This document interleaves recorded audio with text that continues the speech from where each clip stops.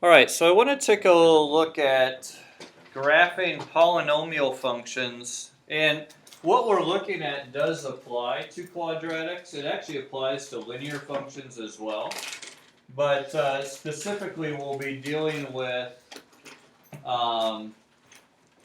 in this section we'll be dealing more specifically with cubic or quartic or even quintic functions.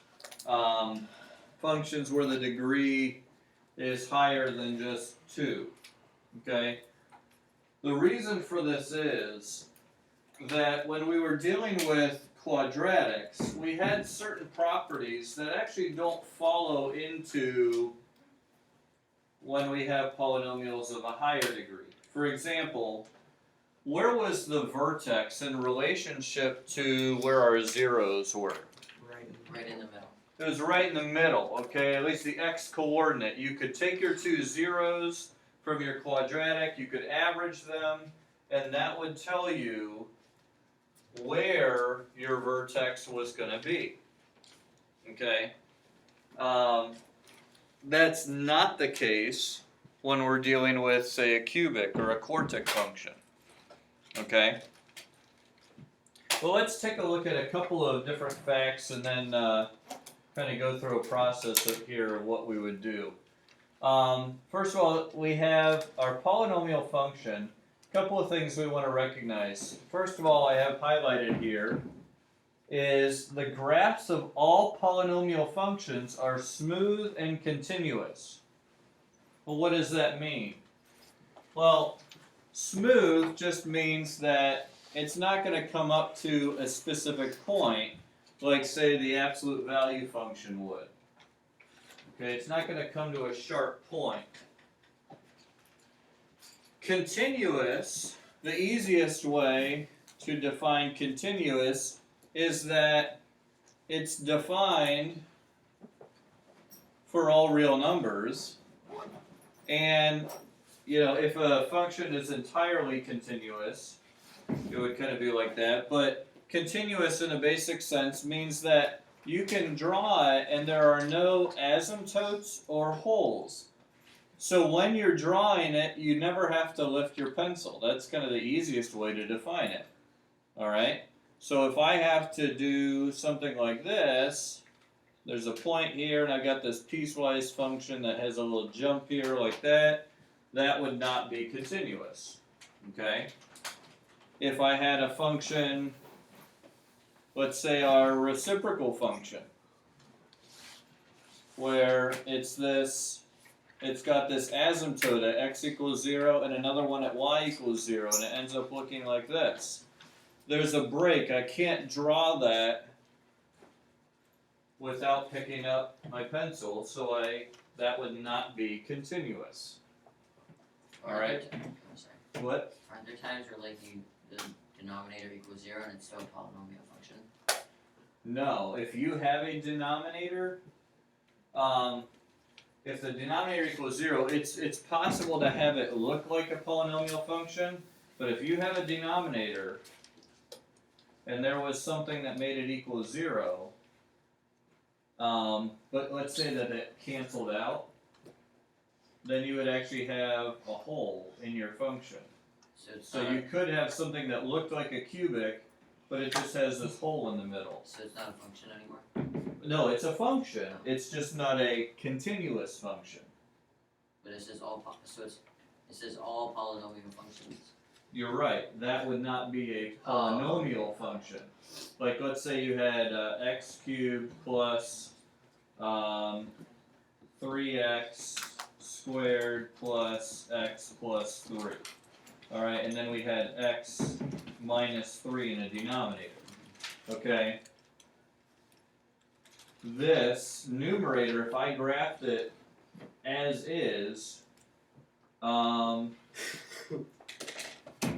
see, it would look like, actually no, let me make this minus x minus 3. Okay? I would have and it would look like this. Okay? That's if it were just the numerator, that would be a polynomial function. However, if I had this denominator of x minus 3, there actually would be a hole right here. So it's not a polynomial function anymore. That would no longer be a polynomial function, that would be a rational function. Okay? So, now, rational functions are usually made up of polynomial functions, but, yeah. Okay, good question, though. Alright, so, another thing here that we have to recognize is that this applies, what we're looking at here applies when n, our degree, is a positive integer. Okay? So we're not talking about fractional exponents, and we're not talking about ones where we have negative exponents, or in other words, x is in the denominator, because as we just mentioned, those would be rational functions. Okay? Now, there are three kind of things that we're going to use in order to get a good sketch of the graph of polynomial functions. First of all, we'll talk about the leading coefficient test. Secondly, and this is where we're going to spend a little bit more of our time, is finding polynomials, finding zeros of the polynomial functions. And then, just to help us get a sense of the shape a little bit better, we'll plot a few points. Okay? That'll help us, make sure we know, is this going to go really high up between our zeros, or is it just going to barely go over the x-axis with our zeros? So finding a couple extra points is helpful. Okay? So let's first of all start by thinking about our leading coefficient test. And to kind of introduce this, I want to use what we already know. Okay? The most basic kind of polynomial function is one that you probably learned first, and that's a linear function. Okay? It's a polynomial of degree 1 because x is to the first power. So let's say that we had, let's say that we had a color we could actually see. Here we go. F of x is, 3x plus 1, all right? So there's 1, we're going to go up 3 over 1, okay? What is the leading coefficient? X. 3. A coefficient is a number, so the leading coefficient would be 3. What if I had f of x, well, let's make it g of x. G of x is a negative 1/2 x plus 1. Alright? Well, we'd hit here again, and then we go down 1 over 2.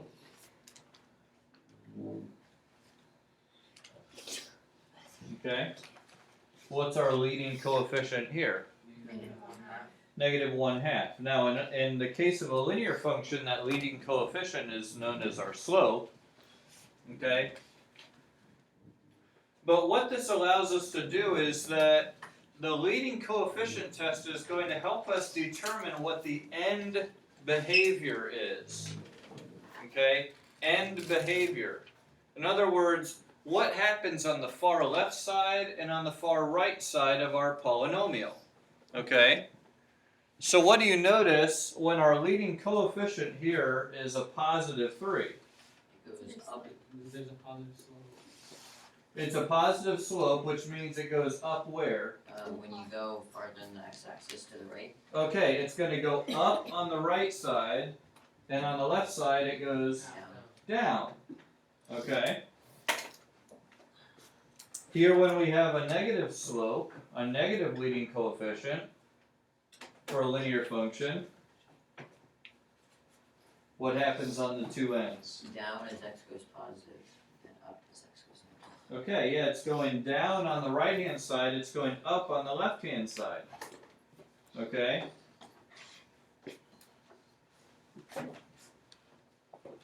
So, what do you think we could say, or what extension do you think we might make? Any thoughts? The leading coefficient determines how that end of the, you said that.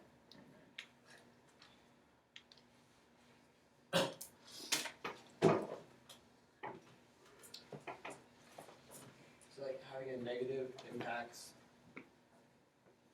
whether the line of the function goes up or down on the right or left side. Okay. Yeah. Okay. So let's see if we can come to any more specific conclusions looking at our quadratic function. Okay. Let's say f of x. Let's just start with our parent function. F of x equals x squared. What's our leading coefficient? 1. And our parent function looks like this. Okay. So we have that. Let's say we had g of x, and let's say it's negative 2 x squared. What's going to happen to that, Marco? Okay, it's going to reflect across the x-axis. What's the 2 going to do? Vertical stretch, okay? So it's going to be going down, but it's going to be stretched vertically. So this point 1, 1 is going to be 1, negative 2, okay? Because it's reflected and stretched. All right? So the leading coefficient also determines dilations. For quadratics, okay? Right now, let's just look at end behavior. Here, the leading coefficient is a negative 2, right? So on a quadratic, a positive leading coefficient made it go up on the left and up on the right. Okay?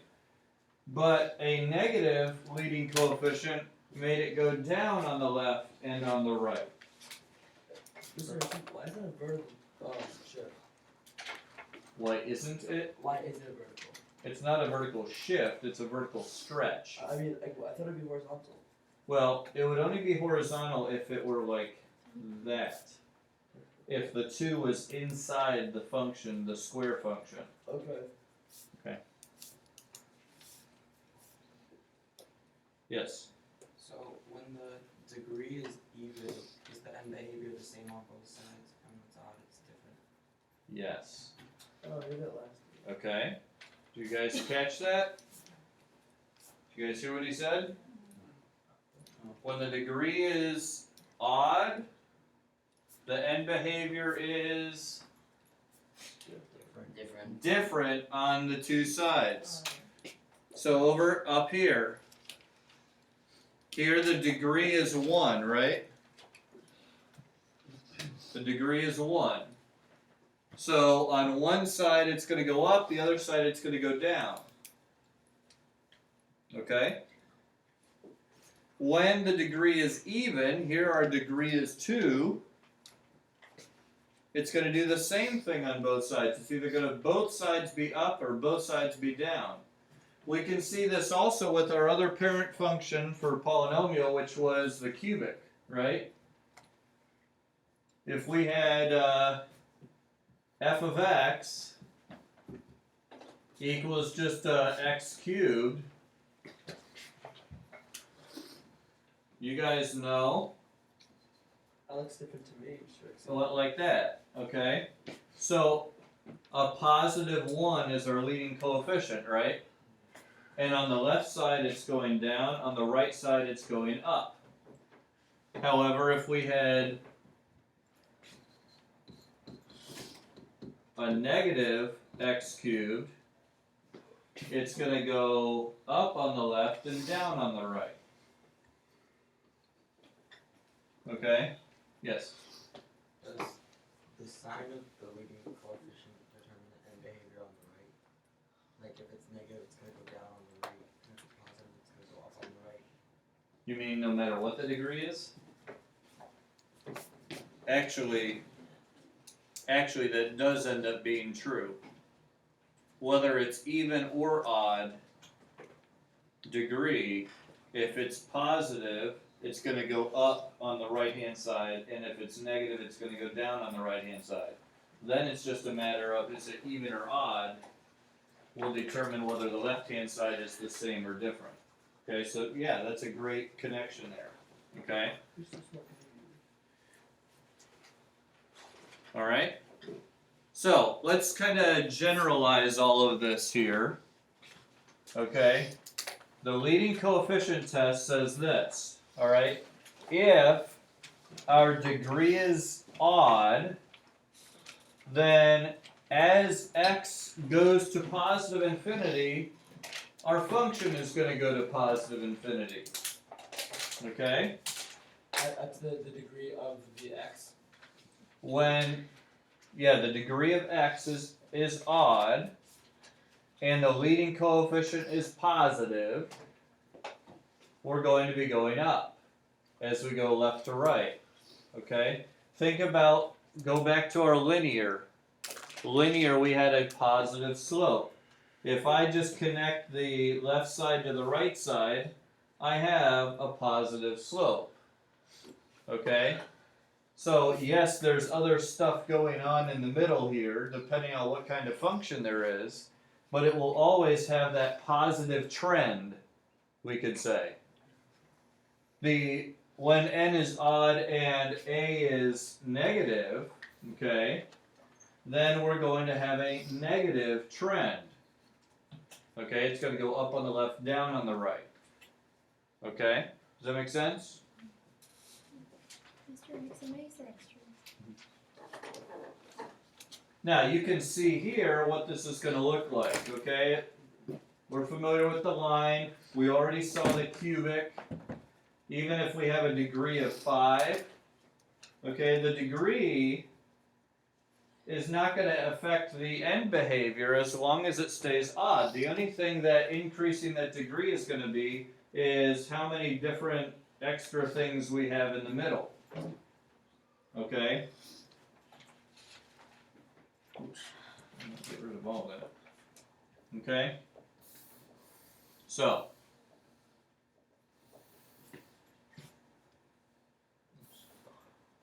we'll stop. There. Alright? If n is odd, then when a is positive, it's going to go up on both, or even, sorry. It's going to go up on both ends. If it's even and a is negative, it's going to go down on both ends. And like Tyler said that the sign, regardless of your degree and regardless of whether it's even or odd, the sign will tell you what happens on the right-hand side. Okay? Notice all these positive ones here on the left side. Okay? All the positive ones end up going up on the right. Okay? The even and odd just tells us whether the left-hand side is the same or different. Is that like an odd function? Is f negative x equals negative fx? Well, a cubic function can be an odd function, Yeah, and but even function. we haven't really talked about odd or even yet. Is this like something like even an odd function? I'm not sure I understand what you're asking. We can like determine this with even or odd functions formula. The degree will have something to do with whether it's even or odd. Okay.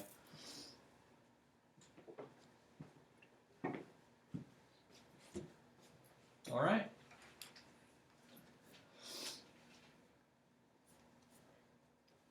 Okay. Another thing I want to look at today is finding zeros. Yes. Is there any way, like, to know how many of those, like the changes in direction? Yeah, it's how many changes there are plus 1 is the degree. it'll kind of depend I'll let it on do if you have any double roots for your zeros. There are some times when it won't necessarily follow that exact, but in general, as long as you have all single roots that give you your zeros, and you don't have any imaginary roots in your zeros. Notice here I had a degree of 5, and I have 1, 2, 3, 4 extreme points. 2 max and 2 min points. Here I have a degree of 3, and I have 1 max and 1 min, so I had 2 extremes. Okay? So it's the degree minus 1 gives you how many kind of peaks or valleys you have there. That's one way to remember it. Is that why like for that quadratic function like x squared, there's that one like peak of this? Yeah, we only, with an x squared, we only have 1 extreme point. Okay. For an x to the 4th, we have 3 extreme points, typically. Okay? So now, this is where the algebra sometimes can trip people up, and that is, want to look at graphing. The second part here is finding zeros. Okay? Finding zeros. Now,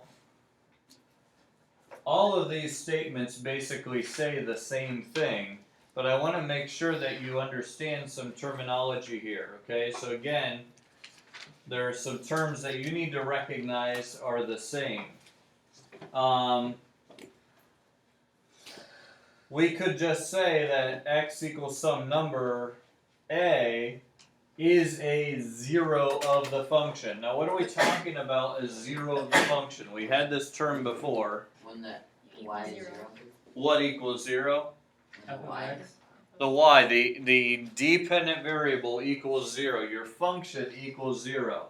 And that's kind of what 2 says here. If we set the polynomial f of x equal to 0, and we solve that equation, then if a is a real number, it will be a 0. Okay? Now notice, up here it said a is a real number. It's possible to have solutions to polynomial equations that are imaginary numbers, right? Or complex. Those would not translate into zeros of the function because you have to be able to graph zeros. Okay?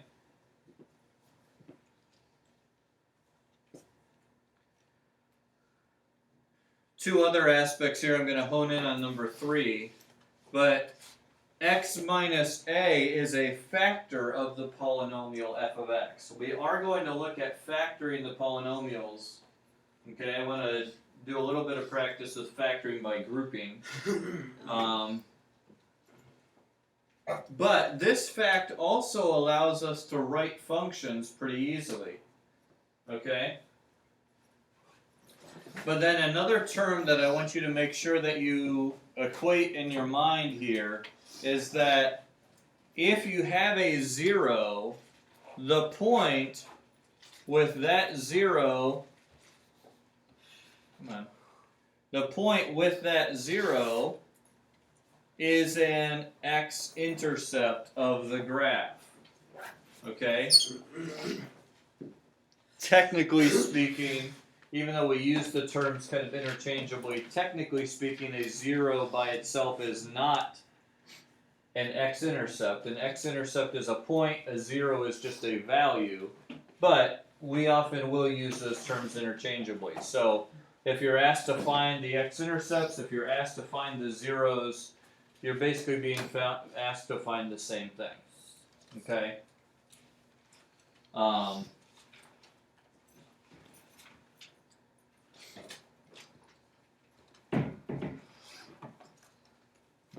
So we have the x-intercept. Now, I want to back up here and look at number 3.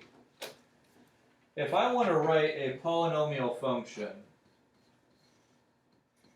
and the zeros are x equals 2, 5, and negative 3. First of all, what kind of polynomial am I dealing with? It's a cubic, alright? I have 3 zeros, so I have a cubic.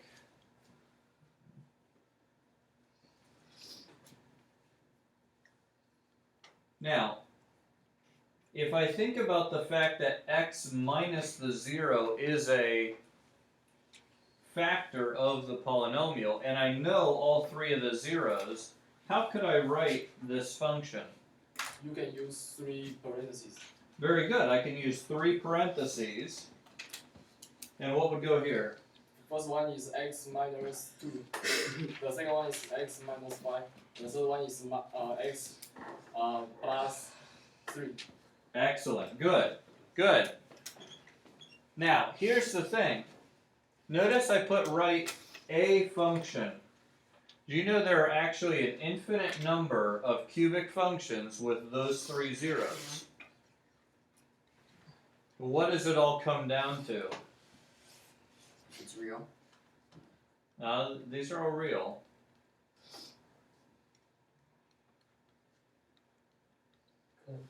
Leading coefficient. What? Leading coefficient. The leading coefficient. This value here, okay, this value here is what determines if I have a cubic function and there are zeros at 2, 5, and -3, one leading coefficient might give me this function. By the way, what would I know about that leading coefficient? It would be positive. I don't know what the actual value is, but I know it has to be positive because I have this upward trend from left to right. Alright? Another one might also be positive, but it might make it go like this. Okay?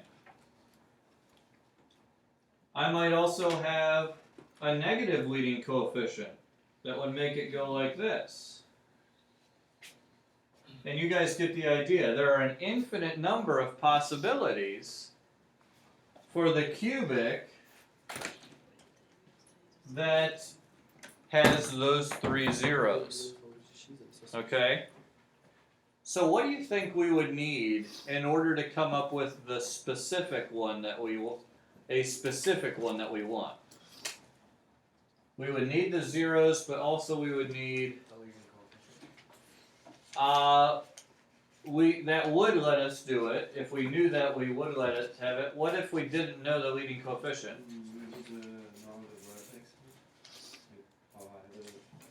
Okay, and actually we would only need to know 1. And it wouldn't even have to be one of these highest or lowest points, a max or a min. If we just know any one point on the function other than one of our zeros, okay, we can get the equation of the function. So let's say that we have this, and let's say that if it passes through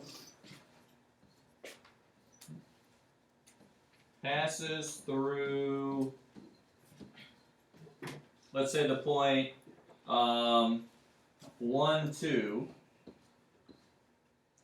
okay, we can find the specific function, okay, and really it comes down to finding that leading coefficient. Find the specific.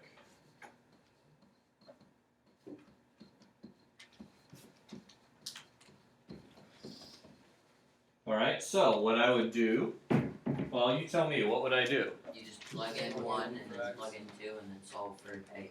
Okay, and I'd plug in the 1 for X. x and 2 for f of x. Alright, so f of x equals, that's what I'm trying to figure out, that leading coefficient. And I would have 1 minus, what was it, 1 minus 2, 1 minus 5, and 1 plus 3. Okay? So I have a -1, a -4, and a +4. That's a +16. So A has to be 2/16, which is 1/8. Okay? So now I know my function is f of x equals 1/8 times x minus 2 times x minus 5 times x plus 3. Okay?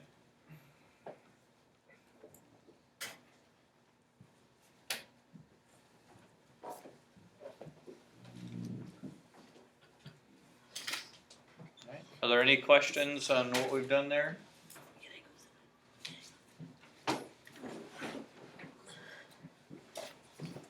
Okay. So now I know this function, since it hits the point 1, 2, okay, I know it's going to come down, hit this 0, go up like this, it's going to come up here and go back down through that 0, okay? Still positive. It is positive because, what do we get? We got a positive 1/8, right? So, okay. So that's the one that we're looking for. Without having some point or some other feature that'll tell us exactly which one we're looking for, the best we can do is get this general, oh, it was up here.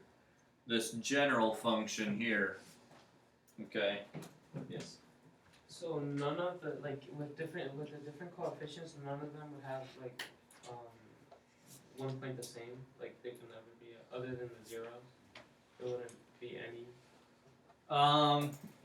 Like what if they gave you like a number that was like in both in two of the functions? Well, here's the thing. If we're talking about two cubic functions, they're going to intersect each other 3 times. Okay? At most 3 times. It's possible if you have like a tangent or something that. But yeah, these zeros are going to be the only points where they intersect. So every one is going to be unique. So if you know one specific point, you can find it.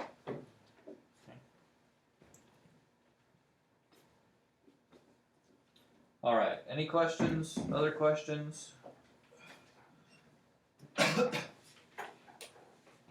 All right. Try Is this the homework? to match. We were going to do this some in class.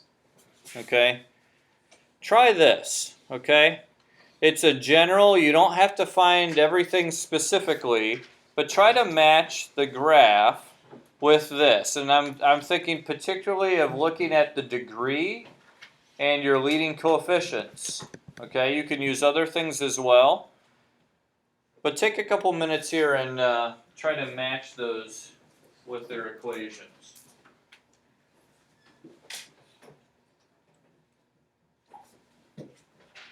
Just the homework or not? It is from that, yeah. Okay. We're going to be working on it in some groups here in a few minutes.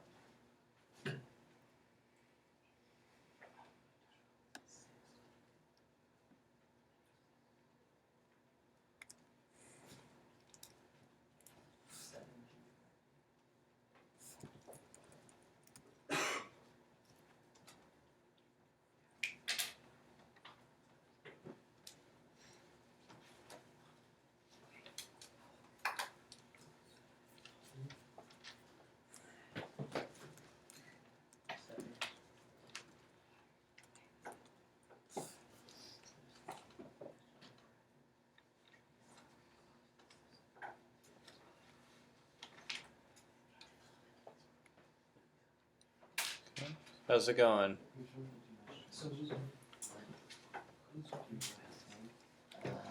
Wait, what at two is, oh, there's a two, I thought it was two.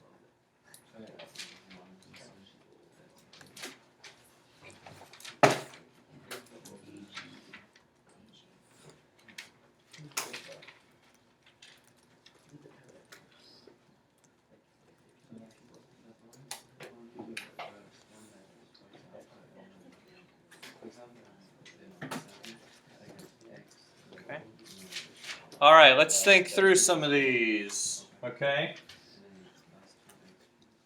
You could not put other numbers after that, but it's all about Who wants to give us their answer for part A here? Al? Number 4. Number 4? Yeah. Okay, what do you guys think? You agree with that? Yeah. All right, well, let's look at number 4. It's a cubic. Well, here it goes up and then down and then back up, so that's the general shape of a cubic. The leading coefficient is positive, so we do have an upward trend here. And then also notice, what's our y-intercept? 1. 1. That can kind of seal the deal here. We have a y-intercept here at 1. Okay? So, good. Number 4 is A. How about B? Who wants to give? Yes, Jessica? 8. Okay, what do you guys think about that one? Yeah. No. Yeah. Yeah. Yeah. Let's think it through here. It's Okay. only fifth. Degree. It's the only 5th degree one. How do you know this is a 5th degree? Because it's 1, 2, 3, 4. Okay, we have 1, 2, 3, 4 extreme points. Okay, so we know it's a 5th degree.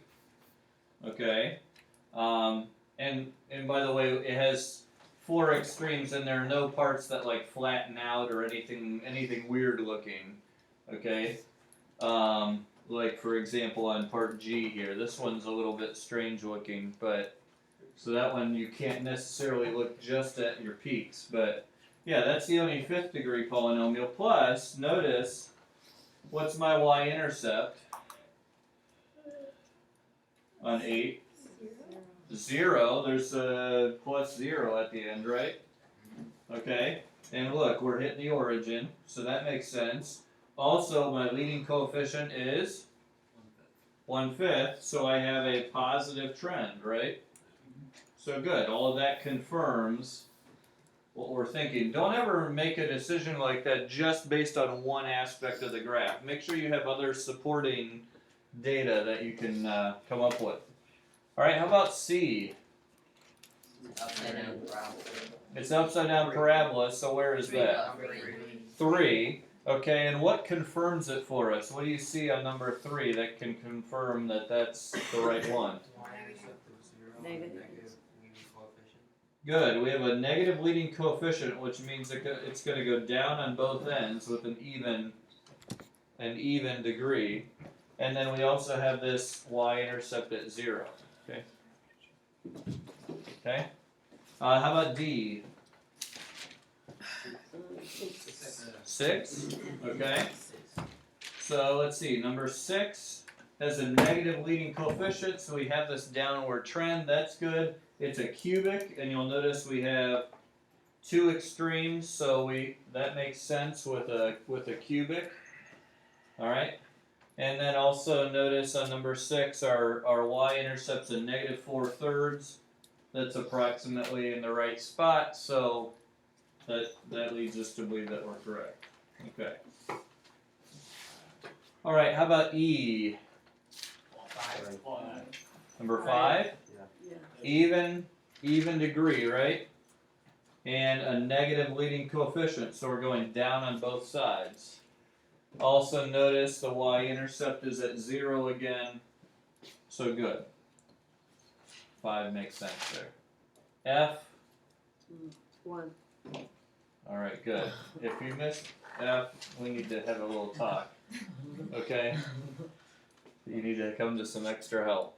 That's our only line, so we should know that one. All right, G. 7. 7, okay. Sob.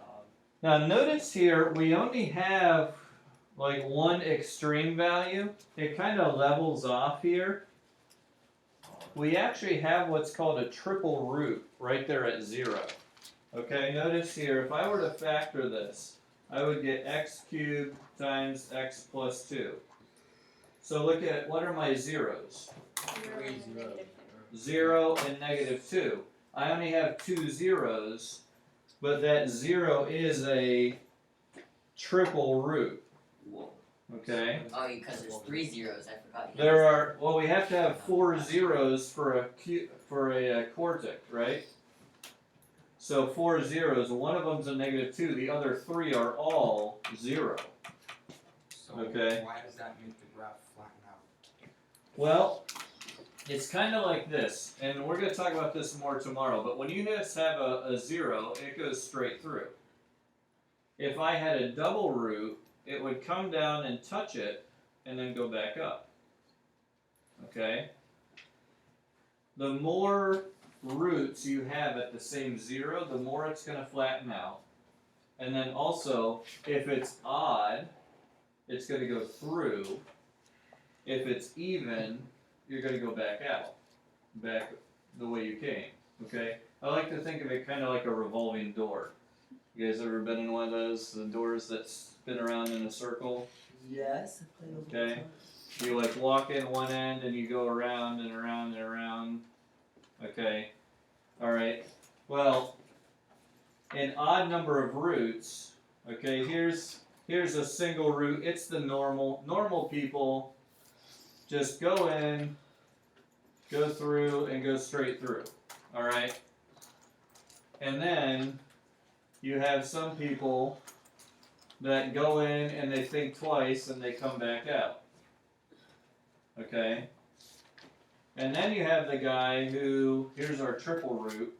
You have the guy who goes in, decides to go back out, but then changes his mind again and goes back out. So, kind of think of it, if we had a triple root here, it would level off. We're being indecisive here of whether we're going to actually cross the x-axis or turn around and go back. And since it's a triple root, he decides to keep going. That's kind of the analogy I tend to use. We'll talk about that a little bit more tomorrow, though. I don't want to get hung up on that today. Yeah. So those like x to the 10th plus x to the 9th, and like all those zeros were near the 0, would that have like more of a presence? Would it be like closer to flat for like a longer period? Yeah, the more zeros you have, the more it flattens out. Yeah, if you had a 9 roots of 0, then it would like go really flat, you know, and there's 0. Like It would major look something like presence. that, yeah. Alright, then H. What's H? 2. 2. The only one left. But notice it's a quadratic. So even, and we have a positive leading coefficient, so it's going up on both ends. A minus 0. Alright. So, what I want to do with kind of the remainder of our time here, or at least most of the remainder of our time, is I want to give you guys a chance to work your way through some of these.